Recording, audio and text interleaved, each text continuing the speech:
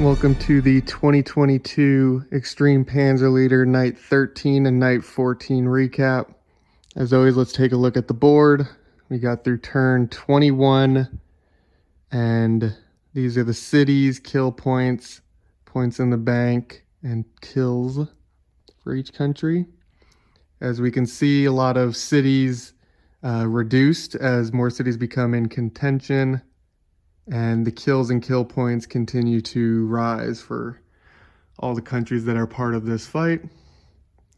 Here are the perks left available. We see most of their countries now having used all of their time banks, or most of, as well as only a few countries having auto unlocks left available. Okay, let's take a look at the board. We'll start in the north, where not much has changed. The Germans and Americans continue to have a solidified area here in the northwest, although we saw the Jordanians make a break for this city here, where they had broken in, but then had forgotten to move in, so the Americans were able to reclaim that without any real problems. We also see the Jordanians pestering the Americans over here, and the Americans giving some of their large farms to the Germans. Let's continue down the southwest, where we see the Americans join in building guns, just to keep in check, sort of, to say, these Jordanians and Israelis, where they continue to be a pest in these further in cities and harass the Americans from taking them. We saw a large mistake where the Americans had given this city over to the Germans, but then after doing so, the Russians were able to move in and disrupt it. And now the Americans kind of have to babysit the Germans and take this back for them. We also saw the Germans launch an attack on this massive hilltop city here. We will see how this plays out, as there are many countries involved trying to prevent the Germans from taking this city.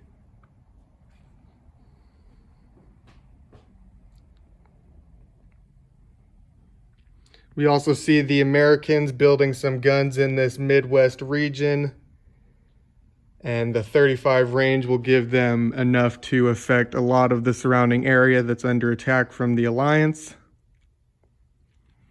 As we move down south, we see that the Italians are trying to rush some of these American spotters before they can get into place and start calling in gunfire from those newly built guns.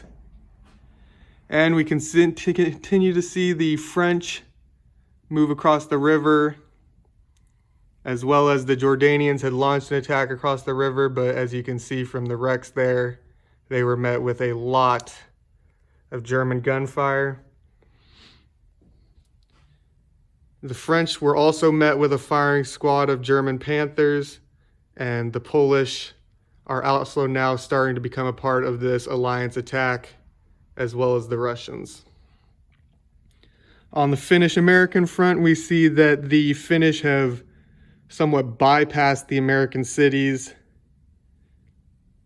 as it proved to be easier and a more viable option than to try and rush into them head on, especially after all of these wrecks had formed, creating very few hexes for the Finnish to move on to assault these cities.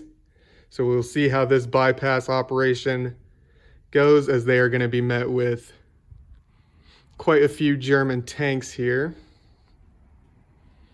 Nothing new happening in the south. We did see the Arabs give some of their few remaining cities over to the British, so we'll see what the British are able to do if they become a factor later on in this game.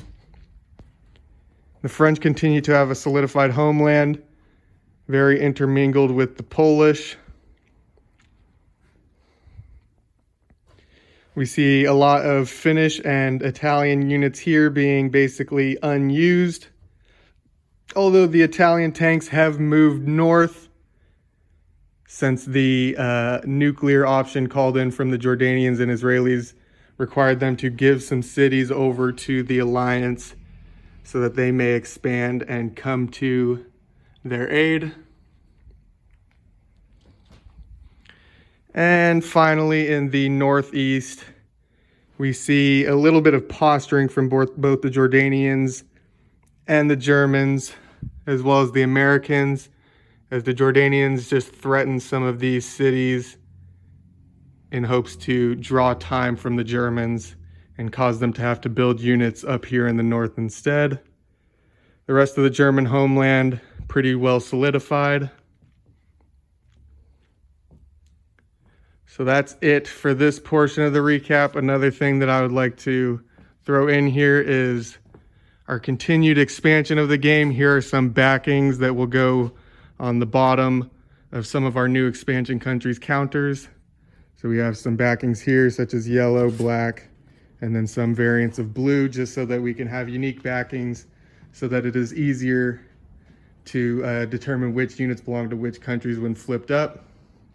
We can also see some of the leftover maps from the creation of our previous map laying here, as well as the groundworks and some of the spray paints that we use for the hex sides to denote different levels of elevation or city or woods. So this is what the expansion will look like. It should be 6 new countries, as well as a whole new island board, which will be able to be traveled between the existing board. So thank you for watching. Make sure to like, comment, and subscribe. I will also put a link in the description for the Facebook group that we use to house the rule changes that we have made to the existing game of Panzer Leader, so be sure to check that out as well.